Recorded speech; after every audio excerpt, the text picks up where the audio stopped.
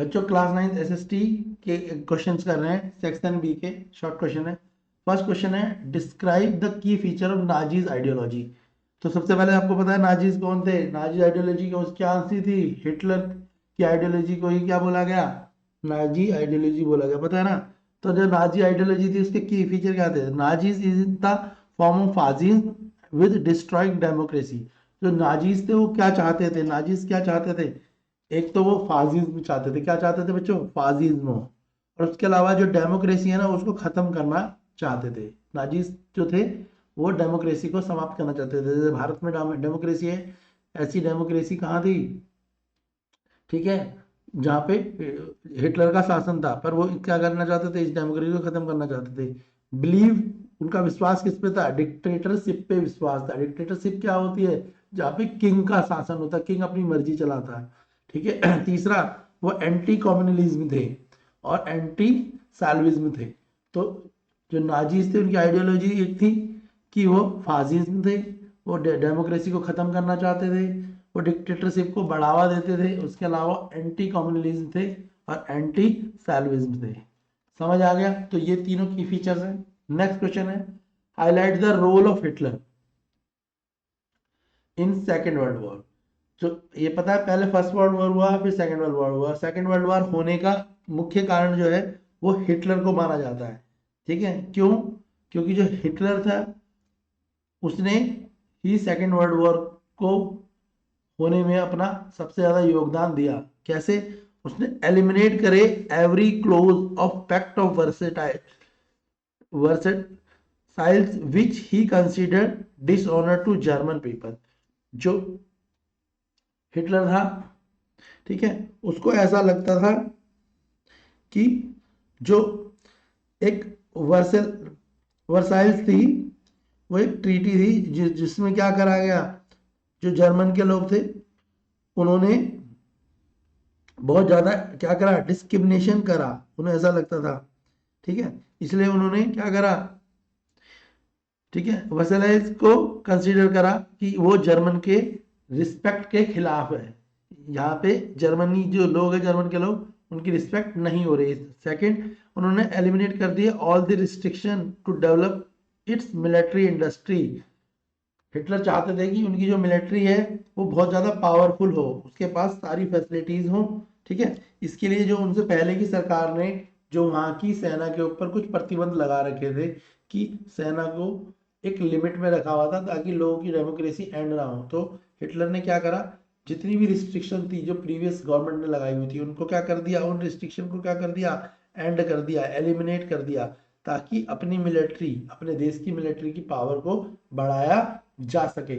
और इन कारणों से क्या हुआ, सेकेंड वर्ल्ड वॉर होने में, ठीक है, ये जो हिटलर ने जो फ्रीडम दे दिया आर्मी को, उसने क्या करा, आग में घी का काम करा। नेक्स्ट क्वेश्चन है name the two factor that influence the climate of India.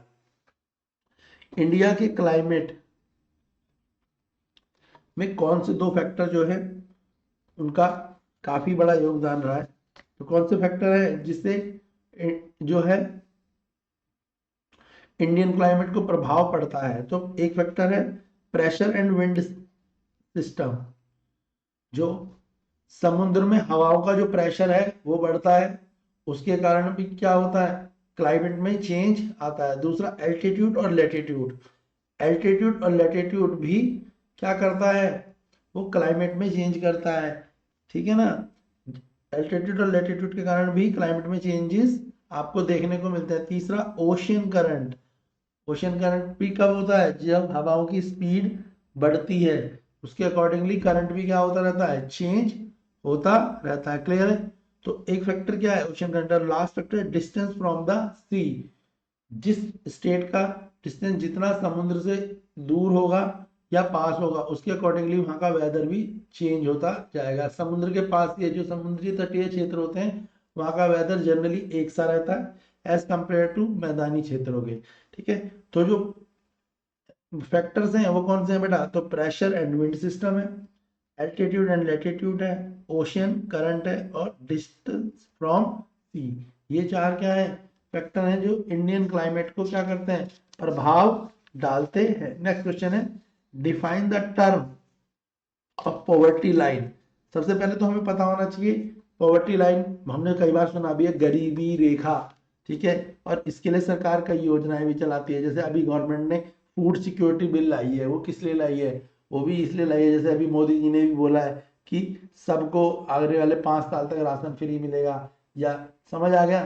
तो ये केजरीवाल ने भी कुछ लोगों के गरीबी रेखा से बाहर निकालने के लिए कुछ जो बिजली के बिल फ्री, बिजली फ्री करी है, उसका भी आप कह सकते हो कि कहीं ना कहीं वो पॉवर्टी से लोगों को बाहर निकालने के लिए कुछ इस तरीके की स्कीम लाई गई है। तो यहाँ पे बोला गया है कि पॉवर्टी लाइन क्या है और उसकी सिग्निफिकेंस को हम कैसे मेजर कर सकते हैं कि भाई कि कौन लोग गरीबी रेखा के नीचे हैं, कौन लोग गरीबी रेखा से ऊपर है, तो कैसे मेजर करें। पहले पॉवर्टी लाइन है क्या, हमें ये समझना जरूरी है, इसके बाद ही हम क्या बता सकते हैं, इसके मेजर्स बता सकते हैं, ठीक है।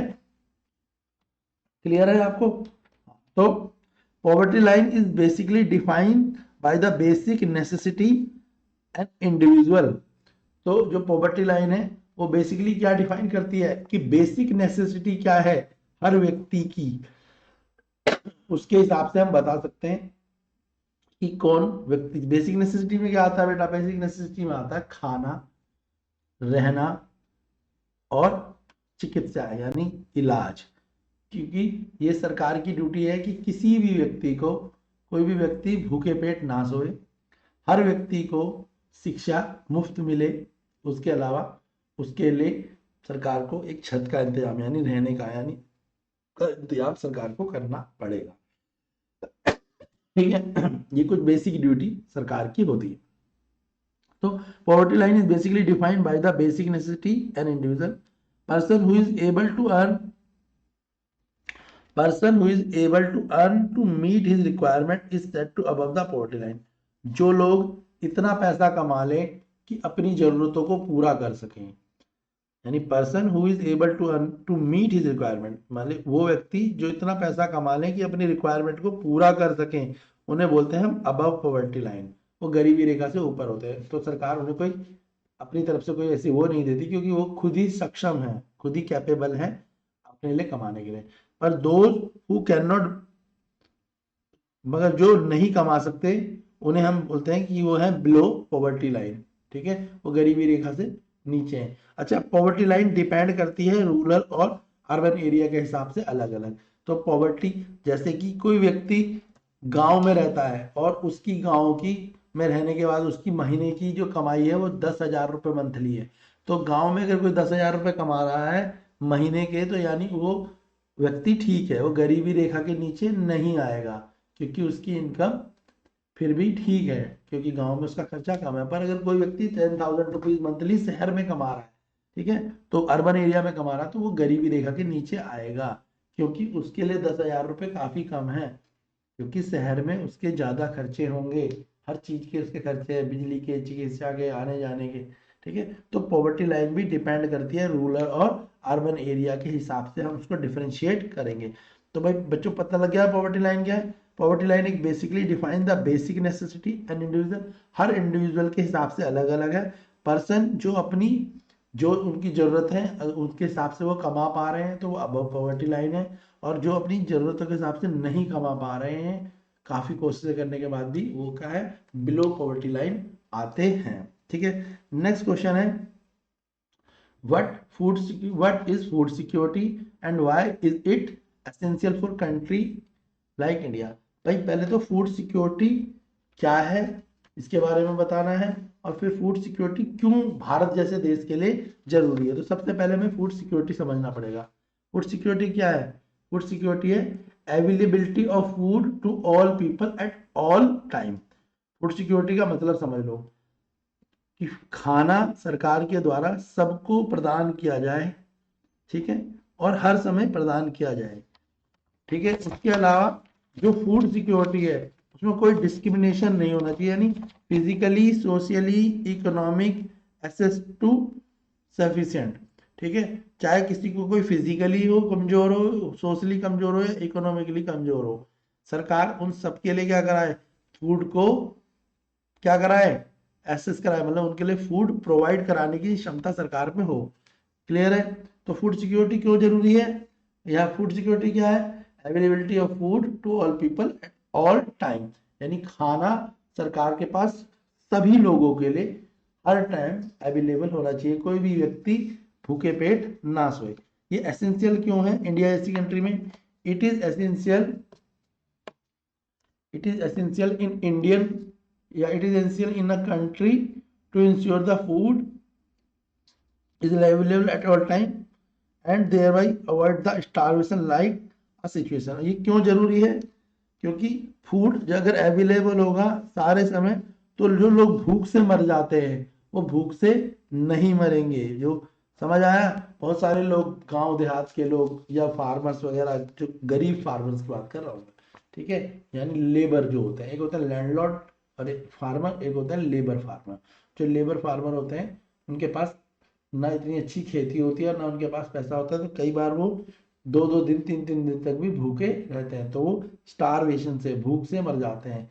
इसीलिए फूड सिक्योरिटी बहुत जरूरी है। और सरकार ने इसलिए अभी देखा होगा मोदी जी ने भी कुछ ऐसी योजना निकाली है कि कई पिछले 5-6 साल से फूड फ्री मिल रहा है, अभी भी लोगों को आने वाले 5 साल तक खाना फ्री मिलेगा। वो किसके लिए? वो गरीब लोगों के लिए। खाने का मतलब है उन्हें गेहूँ चावल दाल नमक जो सरकार की तरफ से दिया जाएगा, ताकि कोई भी व्यक्ति भूखे पेट ना सोए, ठीक है, यानी उसको कोई भी ऐसा व्यक्ति ना हो जिसे स्टारवेशन जैसी प्रॉब्लम का सामना करना पड़े। नेक्स्ट, इन एक्सट्रीम कंडीशन, कई बार क्या होती है, एक्सट्रीम कंडीशन आ जाती है, यानी देश में सूखा आ जाता है। सूखा का मतलब बारिश वगैरह की कमी होने के कारण जो है खेती अच्छी नहीं होती, या कई बार फ्लड आ जाता है, कुछ और होता है जिसके कारण कुछ राज्यों में फ्लड के कारण, बाढ़ के कारण वहाँ की खेती क्या होती है, पूरी तरह खराब हो जाती है। ऐसी कुछ एक्सट्रीम कंडीशन आ जाती है, ठीक है, या ड्रॉट आ जाता है। तो ऐसी कंडीशन में गवर्नमेंट इंश्योर कराती है कि वो सबको फूड प्रोवाइड कराएगी, चाहे वो किसी गरीब हो अमीर हो, या ठीक है किसी भी तरीके का व्यक्ति है, अगर उसे फूड की कोई प्रॉब्लम आ रही है, कोई एक्सट्रीम कंडीशन के कारण आ रही है, तो भी सरकार उसे फूड प्रोवाइड कराएगी। तो समझ आ गया बेटा फूड सिक्योरिटी क्या है और क्यों जरूरी है? तो फूड सिक्योरिटी भी पता लग गया कि फूड जो है ऑल टाइम सबके लिए सरकार अवेलेबल कराएगी। और अवेलेबल कराने का फायदा क्या होगा? ताकि लोग जो भूख के कारण मरते हैं वो केस खत्म हो जाए या कम हो जाए, मतलब कोई भी व्यक्ति भूखा ना सोए या भूखा ना मरे। दूसरा, अगर कोई एक्सट्रीम कंडीशन आती है जैसे ड्रॉट आ जाता है या फ्लड आ जाता है या कोई नेचुरल और कैलामिटी, मान लो अर्थक्वेक आ जाता है, ऐसी कोई प्रॉब्लम आ जाती है जिसके कारण कोई परिवार या कुछ लोगों का समूह फाइनेंशियली क्राइसिस से प्रॉब्लम में आ चुका है, तो एटलीस्ट उसको खाने के लिए जो है सरकार खाना प्रोवाइड करा सके, जब तक कि वो वापस से अपनी फाइनेंशियल पोजीशन को सुधार नहीं पाता। समझ आया बेटा? तो फूड सिक्योरिटी क्यों जरूरी है, और खासतौर पे इंडिया जैसे देश के लिए। चलिए सेक्शन सी की वीडियोस हम जल्दी ही अपलोड करेंगे, उन्हें भी देखिए। और प्लेलिस्ट पे और वीडियोस है उनको देखिए। क्लास 9 के लिए वेरी इंपॉर्टेंट है, DUE का पेपर है। हमारी तरफ से आपको बहुत शुभकामनाएं।